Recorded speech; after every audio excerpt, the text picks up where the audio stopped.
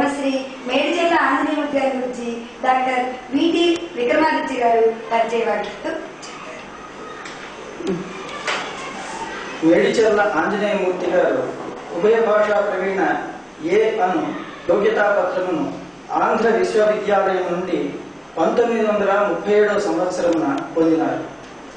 వారికి సంస్కృత భాష అనిన ప్రాణాధిక ప్రీతి కావున అత్యంత శ్రద్ధాభక్తులతో కావ్య నాటకాలంకార వ్యాకరణాది శాస్త్రీయ గ్రంథములను అభ్యసించినారు. విద్యార్థి దశ నుండి వారికి సంస్కృత బోధనా విషయమున ప్రత్యేక అభిప్రాయములు ఉండేవి. 1965వ సంవత్సరమున వారి సంస్కృత బోధనా పద్ధతి గురించిన ఊహలకు రూపము ఏర్పడి ఆచరణలో పెట్టుట మొదలైంది. హైదరాబాద్లో ఆలియా జూనియర్ కాలేజీలో తెలుగు పండితులుగా పనిచేయుచున్న వారు 37 మంది తెలుగు విద్యార్థులను ప్రోత్సహించి వారికి సంస్కృత బోధనను ఆరంభించింది. వారి బోధనా పద్ధతి విద్యార్థులను ఎంతయో ఆకర్షించింది. అప్పటి నుండి వారు అన్ని దశలలోని వ్యక్తులపైన వారి సంస్కృత బోధనా పద్ధతి ప్రకారం ప్రయోగములు జరిపి సఫలతను పొందినారు. వారు సంస్కృత విద్యను నేర్పిన ప్రదేశములలో దేవాదాయ శాఖ కమిషనర్ కార్యాలయం కూడా ఒకటి.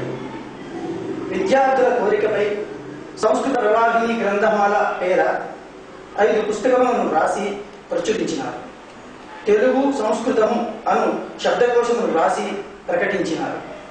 మరియు కాళిదాస పదప్రయోగ కోశములోని మొదటి సంపుటమును ప్రకటించినారు. శ్రీ మేడిచెర్ల ఆంజనేయమూర్తి గారు 1977వ సంవత్సరంలో పదవీ విరమణ చేసినారు. వారి పుస్తక ప్రకటనతో ముఖే సంస్కృత సరస్వతి విరసతు అన్న సిద్ధాంతము నెరవేరలేదు. అందువలన 1/1/1978 నాడు సంస్కృత ప్రవాహిని రచనా సంభాషణం అను పేర కరస్పాండెన్స్ కోర్సును తెలుగు ద్వారా ప్రారంభించినారు. క్రమక్రమంగా 45 పాఠములు ప్రకటించి 3 దశలుగా కోర్సును పూర్తి చేసినారు. సంస్కృతంలో పరిచయం లేని వారైనను ఈ కోర్సును మొదలుపెట్టి శ్రద్ధగా అభ్యసించినచో 3 నెలలలో సంస్కృత భాషలో రచన చేయగలరు మరియు మాట్లాడగలరు. కొన్ని వేల మంది ఈ పద్ధతి ప్రకారము ప్రత్యక్షముగాను పరోక్షముగాను సంస్కృతమును వారి వలన నేర్చుకున్నారు. ఇప్పటికీ నేర్చుకుంటున్నారు. ఆల్ ఇండియా రేడియో హైదరాబాద్ కేంద్రం నుండి 1 సంవత్సర కాలము వారి పద్ధతి ప్రకారము సంస్కృత పాఠములను నిర్వహించినారు. ఇతర కాంప్రహెన్సివ్ కాలేజీకి ట్రైనింగ్ కోసమే వచ్చిన తెలుగు పండితులు 13 బ్యాచెస్ వారికి 1000 మందికి రాకపోకల ఖర్చులు భరించి ఈ కోర్సును బోధించినారు. 50 కంటే మించిన విద్యాలయములలోను కళాశాలలలోను సంవత్సరముల తరబడి సంస్కృతమును బోధించినారు. హైదరాబాద్లోని రామకృష్ణ మఠంలో 1 బ్యాచ్ వారికి సంస్కృతమును నేర్పినారు. కొన్ని సంవత్సరముల నుండి నల్లగుంటలోని శృంగేరి శంకర మఠంలో ఉచితముగా తరగతులను నిర్వహించుతున్నారు. ఇప్పటికీ సంస్కృత పుస్తక ప్రచురణకు గాని ప్రచారం కొరకు గాని 1,20,000 వారి చేతి సొమ్ము ఖర్చు చేసినారు. ఇది వారి అగుంఠిత సంస్కృత భాషా ప్రచారానికి ఒక చిన్న నిదర్శనం. మనసు నిండా ఉల్లాసం ఉన్నను శారీరకంగా బలహీనపడుతున్న వారు ఈ పరిశోధన జరిపి ఏర్పరిచిన సంస్కృత బోధనా పద్ధతిని శాశ్వత ప్రాతిపదికపై పెద్దల సలహాను అనుసరించి ఆడియో మరియు వీడియో క్యాసెట్లో 45 పాఠములను పొందుపరిచినారు.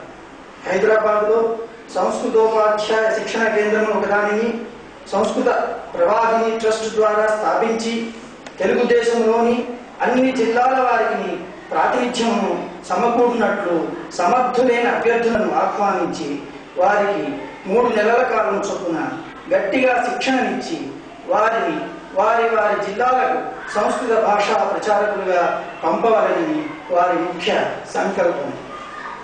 10/10/1922న కృష్ణా జిల్లా పెదప్రోలు గ్రామంలో శ్రీమతి వెంకట సుబ్బమ్మ మరియు శ్రీ మేడిచెర్ల నాగేశ్వర శాస్త్రి గారు అను పుణ్య దంపతుల 2వ కుమారునిగా జన్మించి బాల్యము నుండి ఆధ్యాత్మిక సాధనలతో మరియు అయిపోయింది మేము వెళ్ళిపోవచ్చు. అయిపోయింది సినిమా పాపం పిల్లలు కదా.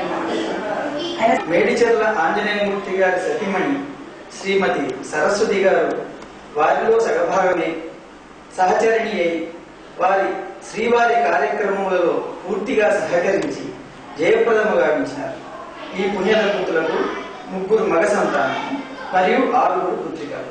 వారి పెద్ద కుమార్తె శ్రీమతి రత్నకుమారి గారు వారి తండ్రి గారి సంస్కృత ప్రచారంలో అనేక విధములుగా తోడ్పడుతున్నారు. మరియు వారు ఈ సంస్కృత ప్రవాహిని సంస్థకు కార్యదర్శులు. శ్రీ మేడిచెర్ల ఆంజనేయమూర్తి గారికి మరియు వారి కుటుంబమునకు భగవంతుడు ఆయురారోగ్య ఐశ్వర్యములను ప్రసాదించి వారి శక్తిని ద్విగుణీకృతం చేసి సంస్కృత భాషామతల్లి సేవను వీరి ద్వారా నిర్వహించవలనని మా అందరి ప్రార్థన.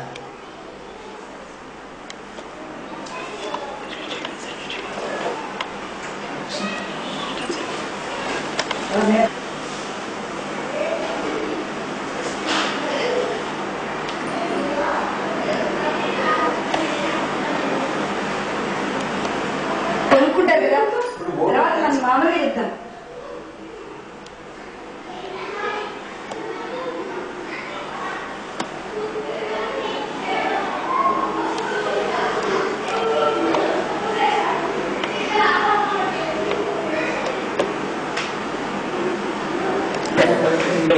కొంచెం సంస్కృత ప్రవాహిని పాఠాలు 45 ఉన్నాయి.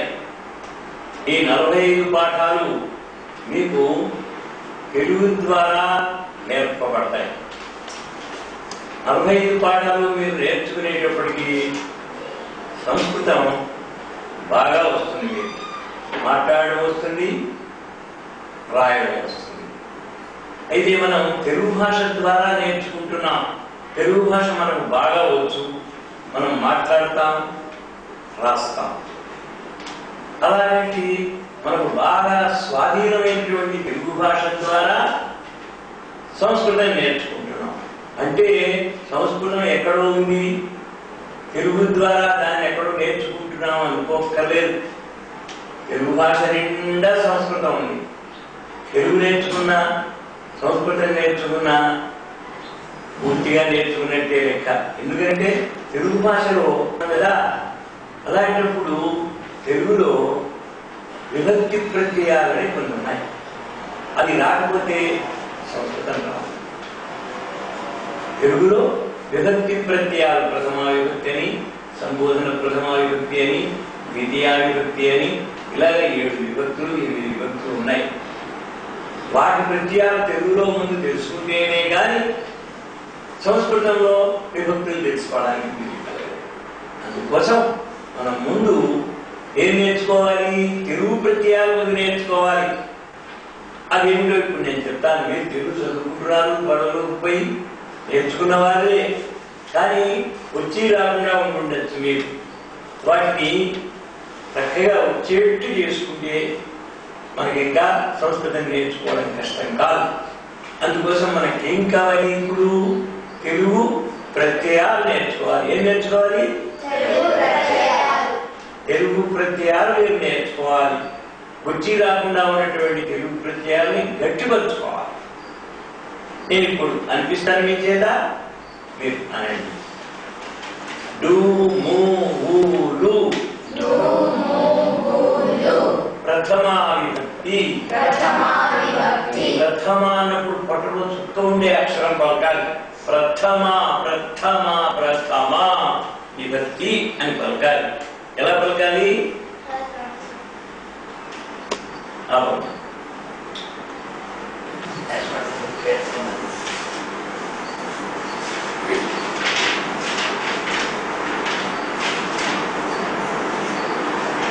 ఇలా రాయాలి. థ అనే అక్షరాన్ని ప్రథమ అన్నప్పుడు అది రాయాలి. అంటే థ థ 2 అక్షరం. ధ రాయకూడదు. అంటే పట్టు చుక్క లేకుండా రాయకూడదు. ప్రథమా విభక్తి. కాబట్టి లు ము ఊ లు ప్రథమా విభక్తి. నిన్ నున్ లన్ కూర్చి గురించి ద్వితీయా విభక్తి చేతన్ చేన్ తోడన్ తోన్ తృతీయా విభక్తి పరకున్ కై చతుర్థీ విభక్తి చతుర్థీ అన్నప్పుడు కూడా ఈ ఒత్తి చతుర్థి అన్నప్పుడు అలా రాయాలి. పరకున్ కై చతుర్థీ విభక్తి వలనన్ కంటెన్ పట్టి నుండి పంచమీ విభక్తి కిన్ కున్ యొక్క షష్ఠీ విభక్తి. కానీ షష్ఠి అని మాత్రం అనకూడదు, షష్ఠి అని ఒత్తుగా పట్టాలి. షష్ఠీ విభక్తి అంటే షష్ఠి అంటే 6. మీరు కనుక షష్ఠి అన్నారనుకోండి 60 ఉంటుంది. షష్ఠి అంటే 60, షష్ఠి అంటే 6. తెలిసిందా? షష్ఠీ విభక్తి అంటే 6వ విభక్తి అని అర్థం. అందున్నన్ సప్తమీ విభక్తి. వీటిని మీరు మాటిమాటికి అనుకుంటూ ఉంటే తప్పులు లేకుండా తెలుగు భాష చక్కబడుతుంది, సంస్కృత భాష బాగా వస్తుంది. కాబట్టి ఈ విభక్తి ప్రత్యయాలు వీటిని ఏమంటారు? తెలుగులో విభక్తి ప్రత్యయాలు. తెలుగు బాగా మనకు వస్తే తెలుగు ద్వారా సంస్కృతం నేర్చుకుంటాం కనుక బాగా వస్తుంది. కాబట్టి తెలుగుని చక్కపరుచుకోవాలి, దాని ద్వారా సంస్కృతాన్ని నేర్చుకోవాలి. అర్థమైందా? ఇప్పుడు మనం విభక్తి ప్రత్యయాలు తెలుగు ద్వారా నేర్చుకుంటున్నాం కదా, వాటిని చక్కగా గట్టిపరుచుకున్నాం అన్నమాట. రోజు ఇలా చేస్తాం అన్నమాట, వీటిని నేర్చుకుంటూ ఉంటాం. ఆ తర్వాత ఏ సంస్కృతం మొదలు వెళ్దాం. పాఠం సంస్కృత ప్రవాహిని మొట్టమొదటి పాఠాన్ని నేర్చుకుంటున్నాం. ఏ భాషలో నేర్చుకుంటున్నాం? తెలుగు భాషలో నేర్చుకుంటున్నామా? ఏ భాషలో నేర్చుకుంటున్నాం? సంస్కృత భాషలో నేర్చుకుంటున్నాం. మొట్టమొదటి పాఠాన్ని సంస్కృత భాషలో నేర్చుకుంటున్నాం. ఏ భాష ద్వారా నేర్చుకుంటున్నాం అంటే తెలుగు భాష ద్వారా నేర్చుకుంటున్నాం. కాబట్టి మనకు వచ్చిన మన మాతృభాష అయినటువంటి తెలుగు భాష ద్వారా సంస్కృత భాషను నేర్చుకుంటున్నాం. అదే ఇప్పుడు బాగా తెలిసిందా? సంస్కృత భాష కోసం మనం తెలుగు ప్రత్యయాలు గట్టిపరచుకోవాలి. తెలుగు ప్రత్యయాలు ఇప్పుడు చెప్పుకున్నాం, వీటిని రాసుకుని రోజు అనుకుంటూ ఉండాలి. అలా అనుకుంటూ పోతూ ఉంటే కొన్ని రోజులు అయ్యేటప్పటికీ బాగా వచ్చేస్తాయి. సంస్కృతం కూడా బాగా. ఇప్పుడు సంస్కృత ప్రవాహిని 1వ పాఠాన్ని మొదలు పెడుతున్నాం. ఏ పాఠం మొదలు పెడుతున్నాం? మొదలు పెడుతున్నాం. అయితే ఈ పాఠాలు నేర్చుకోవడం వల్ల ఏమిటి లాభం అంటే, సంస్కృత భాషలో రాయడం మాట్లాడడం కూడా వస్తుంది. మొట్టమొదటి నుంచి రాస్తారు సంస్కృత భాషలో, ఇంకా మాట్లాడతారు కూడా. రాస్తారు, మాట్లాడతారు. ఏమిటి ఎట్లా నేర్పుతారు మీరు? అర్థమైందా? ఏ భాషలో? సంస్కృత భాషలో. అర్థమైతే మీకు అంటే సంస్కృత భాషలో రాయడం, మాట్లాడడం బాగా నేర్చుకుంటారన్నమాట. చాలా మంది సంస్కృతం చదువుతారు కానీ పెద్ద పెద్ద పండితులు కూడా వాళ్ళు రాయలేరు,